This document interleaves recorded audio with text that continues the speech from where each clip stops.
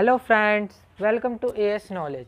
आज हम class 10th की हिंदी की वर्कशीट नंबर 2 करेंगे। आज की वर्कशीट में भी हमें गद्यांश दिया है। आज का जो गद्यांश है उसमें विवेकानंद के बारे में बताया गया है और उसके बाद हमें कुछ क्वेश्चंस दिए गए हैं। तो चलो शुरू करते हैं।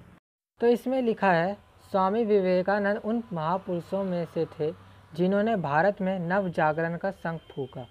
यानी स्वामी विवेकानंद वो महापुरुष थे भारत के जिन्होंने भारत में एक नव युग की शुरुआत, एक नई युग की शुरुआत करी। शंख फूंकना यहाँ पे इसका मतलब है प्रारंभ करना, यानी उन्होंने भारत में एक नई शुरुआत की। उसके आगे उनका दिव्य संदेश विश्व के लिए प्रेरणादायक है क्योंकि उन्होंने पौरुष और कर्म का पाठ पढ़ाया और उन्होंने जो संदेश दिया बहुत प्रेरणादायक है क्योंकि उन्होंने पौरुष और कर्म का पाठ पढ़ाया। यानी हमें अगर कुछ पाना है तो हमें मेहनत करना पड़ेगा और हमें कर्म करते रहना चाहिए बिना फल की इच्छा किए। उसके बाद लिखा है, उनका बचपन का नाम नरेंद्रनाथ था। उनकी शिक्षा एक अंग्रेजी स्कूल में हुई थी। ठीक है। अब उसके आगे लिखा है, जब उनकी आध्यात्मिकता भावना प्रबल हो उठी तो उन्होंने अपनी ज्ञान पिपासा को शांत करना अपना एक विशिष्ट लक्ष्य माना। यानी जब वो बड़े हो गए तो उन्होंने अपनी ज्ञान पिपासा को शांत करना एक लक्ष्य बना लिया। अब उसके बाद परमहंस जी की वाणी में विद्युत शक्ति विराजित थी। परमहंस जो यहाँ पे दिया नाम है वो स्वामी विवेकानंद जी के गुरु थे। तो यहाँ पे लिखा है परमहंस जी की जो वाणी थी उसमें एक अद्भुत शक्ति थी। आगे लिखा है, जो आगे चलकर नरेंद्र नाथ को भी नव आलोक और स्फूर्ति प्रदान कर सकी।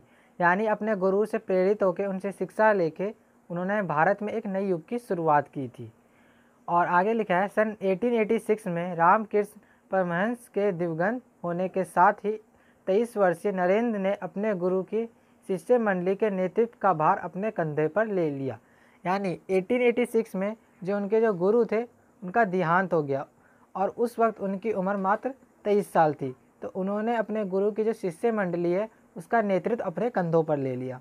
और आखिरी में लिखा है, साथ ही अपने गुरुदेव के आध्यात्मिक संदेश को योगानुकूल भाषा में विश्व भर में गुंजित करने तथा धर्म की नवीन और व्यावहारिक व्याख्या करके भारत के मूर्छित प्राणों में नवजीवन का संचार करने का साहसपूर्ण बीड़ा उठाया। स्वामी विवेकानंद जी ने जो भी अपने गुरु से सीखा था उन्होंने भारत के युवाओं के सामने रखा।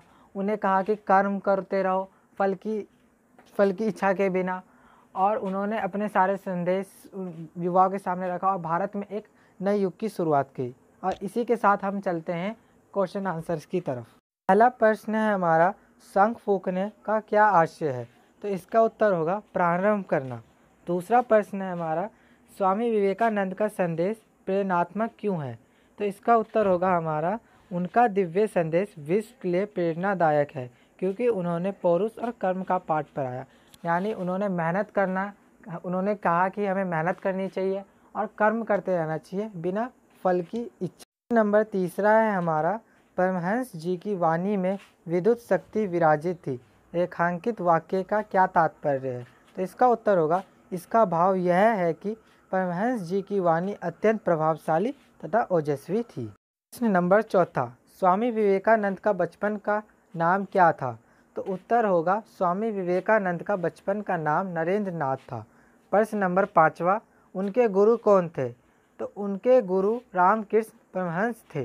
और आखिरी प्रश्न है छठा, बीड़ा उठाने का वाक्य में प्रयोग कीजिए। तो इसका हम कोई भी वाक्य में प्रयोग कर सकते हैं। तो मैंने एक बनाया है, समाज सुधार का बीड़ा युवा को ही उठाना चाहिए। अगर आपको मेरी वीडियो अच्छी लगे तो लाइक कीजिए, मेरे चैनल को सब्सक्राइब कीजिए और शेयर करना ना भूलें। मिलेंगे नेक्स्ट वीडियो में।